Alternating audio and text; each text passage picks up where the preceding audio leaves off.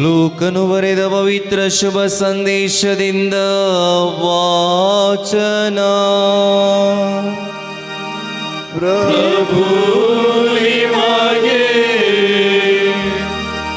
ಮಹಿಮೆ ಸಲ್ಲಲಿ. ಆ ಕಾಲದಲ್ಲಿ ಜನಸಮೂಹವು ಯೋಹಾನನನ್ನು ಪ್ರಶ್ನಿಸುತ್ತಾ, ಹಾಗಾದರೆ ನಾವೇನು ಮಾಡಬೇಕು ಎಂದು ಕೇಳಲು, ನಿಮಗೆ 2 ಅಂಗಿಗಳಿದ್ದರೆ ಒಂದನ್ನು ಏನೂ ಇಲ್ಲದವನಿಗೆ ಕೊಡಿ, ಅಂತೆಯೇ ಆಹಾರವುಳ್ಳವನು ಇಲ್ಲದವನೊಂದಿಗೆ ಹಂಚಿಕೊಳ್ಳಲಿ ಎಂದು ಉತ್ತರ ಕೊಟ್ಟನು. ಅನಂತರ ಸುಂಕದವರು ಸಹ ಸ್ನಾನದೀಕ್ಷೆ ಪಡೆಯಲು ಬಂದು, ಬೋಧಕರೇ, ನಾವೇನು ಮಾಡಬೇಕು ಎಂದು ಕೇಳಿದಾಗ, ಗೊತ್ತು ಮಾಡುವುದಕ್ಕಿಂತ ಹೆಚ್ಚಾಗಿ ಕಿತ್ತುಕೊಳ್ಳಬೇಡಿ ಎಂದನು. ನಾವು ಮಾಡಬೇಕಾದುದೇನು ಎಂದು ಸಿಪಾಯಿಗಳು ಮುಂದೆ ಬಂದು ಪ್ರಶ್ನಿಸಿದಾಗ, ಬಲಾತ್ಕಾರದಿಂದಾಗಲಿ ಸುಳ್ಳು ಬೆದರಿಕೆಯಿಂದಾಗಲಿ ಯಾರನ್ನು ಸುಲಿಗೆ ಮಾಡಬೇಡಿ, ನಿಮಗೆ ಬರುವ ಸಂಬಳದಿಂದ ತೃಪ್ತರಾಗಿರಿ ಎಂದು ಆತ ಉತ್ತರವಿತ್ತನು. ಈ ಯೋಹಾನನೇ ಎಲ್ಲರೂ ಎದುರು ನೋಡುತ್ತಾ ಇರುವ ಅಭಿಷಿಕ್ತನಾದ ಲೋಕೋದ್ಧಾರಕ ಆಗಿರಬಹುದೇ ಎಂದು ಜನರು ತಮ್ಮ ಮನಸ್ಸಿನಲ್ಲೇ ಆಲೋಚಿಸುತ್ತಿದ್ದರು. ಅದಕ್ಕೆ ಉತ್ತರವಾಗಿ ಯೋಹಾನನು, ನಾನು ನಿಮಗೆ ನೀರಿನಿಂದ ಸ್ನಾನದೀಕ್ಷೆ ಕೊಡುತ್ತಿದ್ದೇನೆ, ಆದರೆ ನನಗಿಂತಲೂ ಶಕ್ತರೊಬ್ಬರು ಬರುತ್ತಾರೆ, ಅವರ ಪಾದರಕ್ಷೆಗಳನ್ನು ಬಿಚ್ಚುವುದಕ್ಕೂ ನಾನು ಅರ್ಹನಲ್ಲ. ಅವರು ನಿಮಗೆ ಪವಿತ್ರಾತ್ಮವರಿಂದಲೂ ಅಗ್ನಿಯಿಂದಲೂ ದೀಕ್ಷಾಸ್ನಾನ ಕೊಡುವರು. ಅವರ ಕೈಯಲ್ಲಿ ಮೊರವಿದೆ. ನಮ್ಮ ಕಣದಲ್ಲಿಯ ರಾಶಿಯನ್ನು ತೂರಿ ಗಟ್ಟಿ ಕಾಳನ್ನು ಮಾತ್ರ ಕಣಜಕ್ಕೆ ತುಂಬುವರು, ಹೊಟ್ಟನ್ನು ಆರಿಸಲಾಗದ ಬೆಂಕಿಯಲ್ಲಿ ಸುಟ್ಟು ಹಾಕುವರು ಎಂದು ನುಡಿದನು. ಹೀಗೆ ಯೋಹಾನನು ನಾನಾ ವಿಧಗಳಲ್ಲಿ ಪ್ರಬೋಧಿಸುತ್ತಾ ಅವರಿಗೆ ಶುಭ ಸಂದೇಶವನ್ನು ಸಾರುತ್ತಾ ಇದ್ದನು. ಪ್ರಭುವಿನ ಶುಭ ಸಂದೇಶ. ಕ್ರಿಸ್ತರೇ ನಿಮಗೆ ಸ್ತುತಿಯು ಸಲ್ಲಲಿ. ಒಮ್ಮೆ ಒಬ್ಬ ವೃದ್ಧ ಮಹಿಳೆಯನ್ನು ಧರ್ಮಕೇಂದ್ರದ ಗುರುಗಳು ಗಮನಿಸ್ತಾರೆ. ಆಕೆ ವಯಸ್ಸಾಗಿರುತ್ತೆ, ಸುಮಾರು 60 ಮೇಲೆ. ಪ್ರತಿದಿನ ದಿವ್ಯ ಬಲಿ ಪೂಜೆಗೆ ಬಂದು ಹೊರಗಡೆ ಹೋಗುವಾಗ ಆ ಚರ್ಚಿನ ಹೊರಗಡೆಯಲ್ಲಿ ಎಲ್ಲರ ಹತ್ರ ಮಾತಾಡಿಸ್ಕೊಂಡು ನಗಾಡಿಕೊಂಡು ನಗ್ನಗ್ತಾ ಎಲ್ಲರಿಗೂ ಸ್ತೋತ್ರ ಅಂತ ಹೇಳೋದು, ಅವ್ರ ಹತ್ರ ಮಾತಾಡೋದು, ಈ ರೀತಿ ಮಾಡ್ತಾ ಇದ್ದಂತೆ.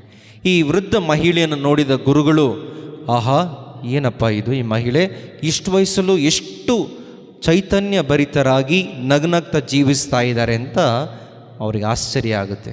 ಆ ಮಹಿಳೆನ ಒಂದಿನ ಕರೆದು, ಅಮ್ಮ ಇವತ್ತು ನಾನು ನಿಮ್ಮ ಮನೆಗೆ ಬರಬೇಕು, ಸಂಜೆ ಬರಬಹುದಾ? ಸ್ವಾಮಿಯವ್ರ ಮನೆಗೆ ಬರ್ತಾರೆ ಅಂದರೆ ಯಾರಿಗುಂಟು ಯಾರಿಗಿಲ್ಲ ಲಾಟ್ರಿ, ಬನ್ನಿ ಸ್ವಾಮಿ ಅಂಥೇಳಿ ತುಂಬ ಖುಷಿಯಿಂದ ಕರೀತಾರೆ. ಕರೆದಾಗ ಸಾಯಂಕಾಲ ಹೋಗ್ತಾರೆ. ಅವ್ರ ಮನೆ ಚರ್ಚಿನ ಸ್ವಲ್ಪ ದೂರ ಒಂದು ಸಣ್ಣ ಒಂದು ಗುಡಿಸ್ಲು ಒಳಗಡೆ ಗುರುಗಳು ಹೋಗ್ತಾರೆ. ನೋಡಿದ್ರೆ ಈ ಮಹಿಳೆಗೆ ವೃದ್ಧ ಗಂಡ ಪಾರ್ಶ್ವವಾಯುವಿಂದ ನರಳುತ್ತಾ ಇದ್ದಾನೆ. ಲಕ್ವ ಹೊಡೆದಿರುತ್ತೆ, ಕೈ ಕಾಲು ಏನೂ ಆ್ಯಕ್ಷನ್ ಇಲ್ಲ, ಬೆಡ್ ಮೇಲೆ ಸುಮಾರು ಒಂದು 5-6 ವರ್ಷದಿಂದ. ಇವ್ರನ್ನ ಸೇವೆ ಮಾಡಬೇಕು. ಮನೆಯ ಹೊರಗಡೆ ವರಾಂಡದಲ್ಲಿ ಊದಿನ ಕಡ್ಡಿ ಊದಿನ ಕಡ್ಡಿನ ಪ್ಯಾಕ್ ಮಾಡಬೇಕು, ಇದು ಕೆಲಸ. ಇಷ್ಟೆಲ್ಲ ಕಷ್ಟ, ನೋವು, ಹಿಂಸೆ ಇದ್ದರೂ ಈ ಮಹಿಳೆ ಅದು ಹೆಂಗೆ ನಗ್ನಾಗ್ತಾ ಇರುತ್ತೆ ಅಂತ ಸ್ವಾಮಿಯರಿಗೊಂಥರ ಕುತೂಹಲ, ಆಶ್ಚರ್ಯ. ಅವ್ರನ್ನ ಕರೆದು ಸ್ವಾಮಿಯವ್ರು ಕೇಳ್ತಾರೆ, ಹೆಂಗೆ ನೀನು ಸಂತೋಷದಿಂದ ಇರಲಿಕ್ಕೆ ಸಾಧ್ಯ? ಅದು ಹೆಂಗಮ್ಮ ಇಷ್ಟೆಲ್ಲ ಕಷ್ಟ ಇದ್ದರೂ ನೀನು ನಗ್ನಾಗ್ತಾ ಇರ್ತೀಯ ಅಂತ ಎನ್ನುವಾಗ ಆ ಮಹಿಳೆ ಒಂದು ಮಾತು ಹೇಳಿದೆ, ಸ್ವಾಮಿ ಸಂತೋಷವಾಗಿರ್ಬೇಕು ಸ್ವಾಮಿ, ಬದುಕು ಎಲ್ಲವನ್ನ ಕಲಿಸುತ್ತೆ.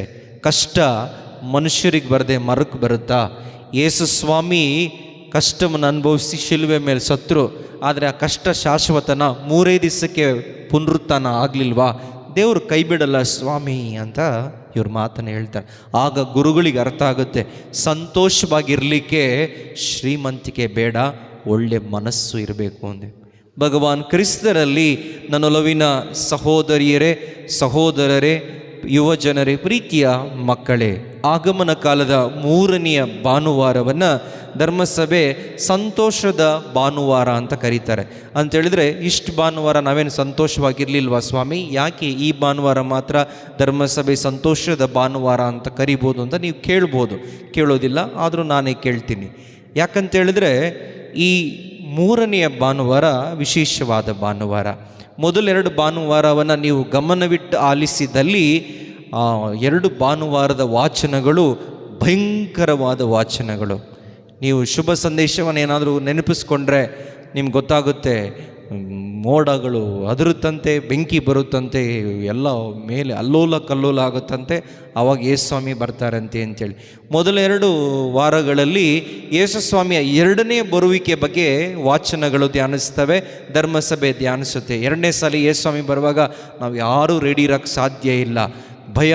ಯಾಕಂದರೆ ಯೇಸುಸ್ವಾಮಿ 2ನೇ ಸಲ ಬರುವಾಗ ತೀರ್ಪನ್ನು ಕೊಡ್ತಾರೆ, ಆ ತೀರ್ಪಿಗೆ ನಾವು ಸರಿ ಇರೋದಿಲ್ಲ, ರೆಡಿ ಇರೋದಿಲ್ಲ ಅಂಥೇಳಿ. ಈ 2 ಭಾನುವಾರವನ್ನು ಅಥವಾ ಆಗಮನ ಕಾಲವನ್ನು ಸಣ್ಣ ಮಕ್ಕಳು ಕಣ್ಣ ಮುಚ್ಚಾಳೆ ಆಟಕ್ಕೆ ನಾವು ಹೋಲಿಕೆ ಮಾಡ್ಬೋದು.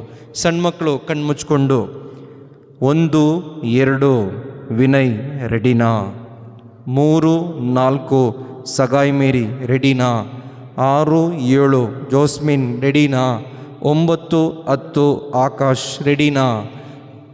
ಸ್ವಾಮಿ ರೆಡಿ ಇಲ್ಲ ಸ್ವಾಮಿ, ಇವತ್ತು ಭಾನುವಾರ ಬೆಳಿಗ್ಗೆಯಿಂದ ಸಾಯಂಕಾಲ ಗಂಟ ಬೋಧನೆ ಕೇಳಿದ್ದೀವಿ, ಸಾಯಂಕಾಲ ಮಾಂಸ ಗಿಂಸ ಬೇಯಿಸ್ಕೊಂಡು ತಿಂದ್ಬಿಡ್ತೀವಿ, ಬಿಟ್ಬಿಡಿ ಸ್ವಾಮಿ, ಇವತ್ತು ಬೇಡ ಸ್ವಾಮಿ, ನಮ್ಮ ಅಣ್ಣನ ಮದುವೆ ಇದೆ ಸ್ವಾಮಿ, ಮುಂದಿನ ತಿಂಗಳು ಕರೀರಿ ಸ್ವಾಮಿ, ಈ ತಿಂಗಳು ಕರಿಬೇಡಿ ಸ್ವಾಮಿ, ನನ್ನ ಲವ್ವರ್ಗೆ ಈಗ ತಾನೇ ನಮ್ಮಿಬ್ಬರದ್ದು ಸೆಟ್ ಆಗಿದೆ ಸ್ವಾಮಿ, ಸ್ವಲ್ಪ ಲವ್ ಗಿವ್ ಮಾಡ್ಕೊಂಡು ಬರ್ತೀವಿ, ಬಿಟ್ಬಿಡಿ ಸ್ವಾಮಿ. ಸ್ವಾಮಿ ನಾವು ಮನೆ ಕಟ್ಟಕ್ಕೆ ಕೈ ಹಾಕಿದ್ದೀವಿ ಸ್ವಾಮಿ, ಈ ವರ್ಷ ಬಿಟ್ಬಿಡಿ ಸ್ವಾಮಿ, ಮುಂದಿನ ವರ್ಷ ಬರ್ತೀವಿ ಸ್ವಾಮಿ, ಈ ವರ್ಷ ನಮ್ಮನ್ನು ಬಿಟ್ಬಿಡಿ ಸ್ವಾಮಿ, ಸ್ವಲ್ಪ ಸಾಲದಿಂದ ಚೇತರಿಸ್ಕೊಂಡಿದ್ದೀವಿ, ಸ್ವಲ್ಪ ಆಯಾಗಿ ತಿಂದು ಉಂಡು ಮಲಗಿ ಸ್ವಲ್ಪ ಎಂಜಾಯ್ ಮಾಡಬೇಕು ಸ್ವಾಮಿ, ಸ್ವಾಮಿ ಈಗ ತಾನೇ ಹೊಸ ಕೆಲಸಕ್ಕೆ ಸೇರ್ಕೊಂಡಿದ್ದೀನಿ, ಬಿಟ್ಬಿಡಿ ಸ್ವಾಮಿ.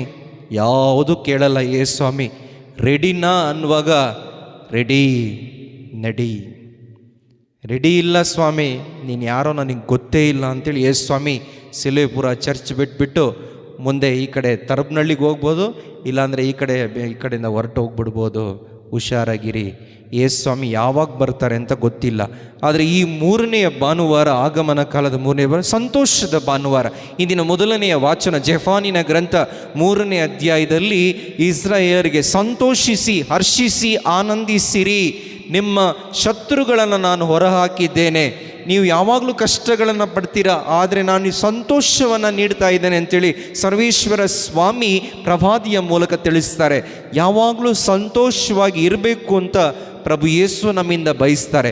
ಇಂದಿನ 2ನೆಯ ವಾಚನ ಸಂತ ಪೌಲರು ಫಿಲಿಪ್ಪಿಯರಿಗೆ ಬರೆದ ಪತ್ರ 4ನೇ ಅಧ್ಯಾಯ ವಾಕ್ಯ 4ರಲ್ಲಿ ಸಂತ ಪೌಲರು ತಿಳಿಸ್ತಾರೆ, ಸಹೋದರರೇ ಪ್ರಭುವಿನಲ್ಲಿ ಆನಂದಿಸಿರಿ, ಮತ್ತೆ ಒತ್ತಿ ಹೇಳುತ್ತೇನೆ, ಸದಾ ಹರ್ಷಿಸಿ ಆನಂದಿಸಿರಿ.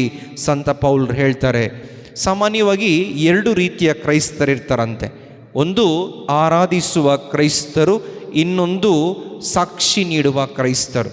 2 ರೀತಿ ಕ್ರೈಸ್ತರು. ನೋಡಿ, ನೀವು ಗಮನವಿಟ್ಟು ಒಂದು ಪರೀಕ್ಷೆ ಮಾಡಿ, ಏನಿದು 2 ರೀತಿಯ ಕ್ರೈಸ್ತರು ಅಂದರೆ, ಮೊದಲನೇದು ಆರಾಧಿಸುವ ಕ್ರೈಸ್ತರು ಯಾರು ಅಂತ ಹೇಳಿದ್ರೆ, ಅವರು ಪೂಜೆಗೆ ಬರೋದು, ಕಣ್ಣು ಮುಚ್ಚೋದು, ಮುಖ ಗಂಟಾಕೊಳ್ಳೋದು, ನಮೋ ಮರಿಯ ಪ್ರಸಾದ ಪುಣೆ, ಸಂತ ಮರಿಯ ಸ್ವರ್ಗದಲ್ಲಿರುವ ಪ್ರಾರ್ಥನೆ ಹೇಳೋದು, ಏನು ಚರ್ಚಲ್ಲಿ ಆಮೀನ್ ಹಾಲೆಲೂಯಾ ಹೋಸಾನಾ ಅಂತ ಹೇಳಿ ಕಿರ್ಚಾಡೋದು, ಅರ್ಚಾಡೋದು ಎಲ್ಲ ಮಾಡ್ತಾರೆ.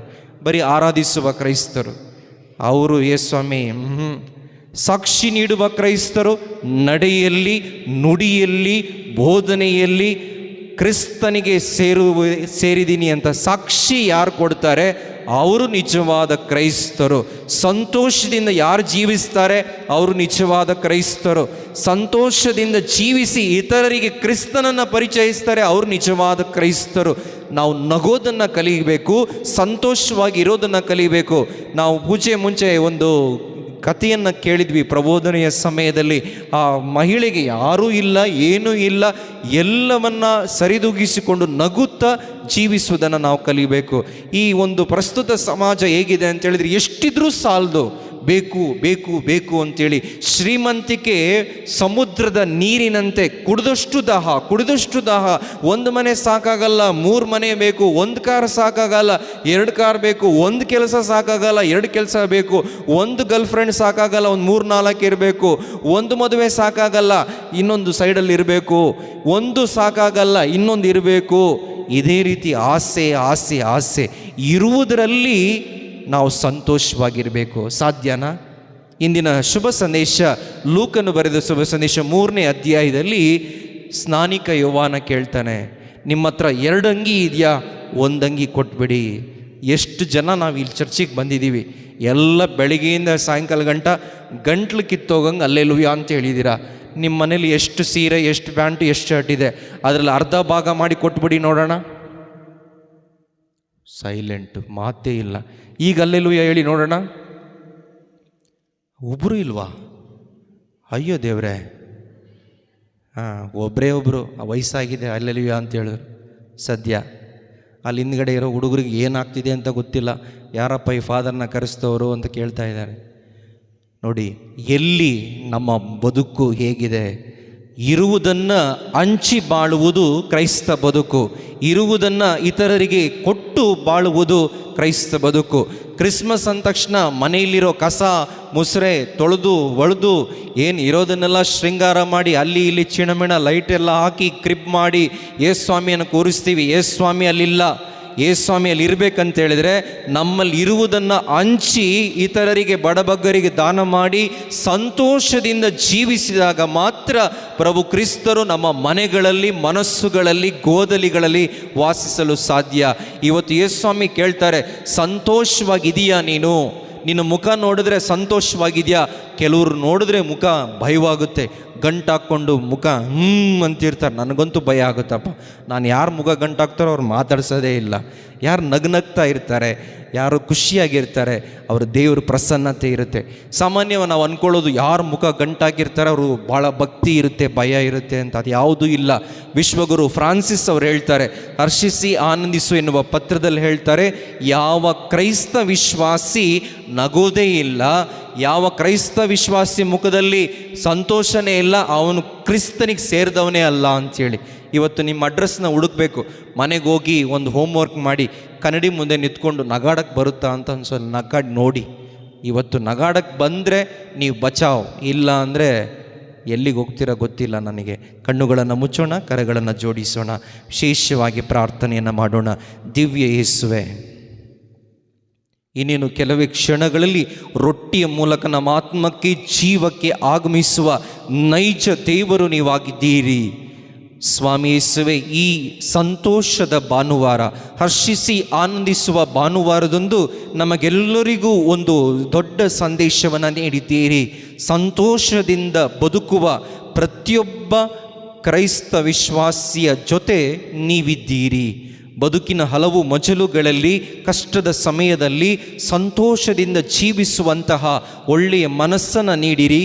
ಇರುವುದರಲ್ಲಿ ಇತರರೊಂದಿಗೆ ಹಂಚಿ ಬಾಳುವ ಒಳ್ಳೆಯ ಮನಸ್ಸನ್ನು ನಮಗೆ ನೀಡಿರಿ. ಇದುವೇ ನಿಜವಾದ ಕ್ರಿಸ್ಮಸ್ ಆಚರಣೆ ನಮ್ಮದಾಗಲಿ. ಪ್ರಭು ಯೇಸುವೆ, ಈ ಕ್ರಿಸ್ಮಸ್ ಜಯಂತಿಯ ಸಂದರ್ಭದಲ್ಲಿ ನಮ್ಮ ಮನೆಗೆ ಬನ್ನಿ, ನಮ್ಮ ಮನಕ್ಕೆ ಬನ್ನಿ, ನಮ್ಮೊಂದಿಗಿರಿ. ನೀವು ಇಮ್ಮಾನುವೆಲ್ ದೇವರಾಗಿ ನಮ್ಮೊಂದಿಗೆ ಸದಾ ಜೀವಿಸಿ. ಆಮೇನ್. ಪ್ರಿಯರೇ, ಇವತ್ತು ಸಂತೋಷದ ಭಾನುವಾರ. ಇವತ್ತು ಪೂಜೆ ಆದ ತಕ್ಷಣ ಹೊರಗಡೆ ಜನರನ್ನ ಒಬ್ರನ್ನೊಬ್ಬರು ನೋಡಿ ಒಳ್ಳೆ ಸ್ಮೈಲ್ ಕೊಡಿ, ಕೈ ಕುಲ್ಕಿ ಚೆನ್ನಾಗಿರಿ ಅಂಥೇಳಿ, ಅಥವಾ ಕ್ರಿಸ್ತರ ಆ ಒಂದು ಸಂತೋಷ ನಿಮ್ಮಲ್ಲಿರಲಿ ಅಂತ ಒಬ್ರಿಗೊಬ್ರು ಹೇಳಿ. ನನಗೂ ಹೇಳಿ, ತೊಂದರೆ ಇಲ್ಲ. ಆದರೆ ನಗ್ನಗ್ತಾ ಜೀವಿಸಿ. ಆಮೇಲೆ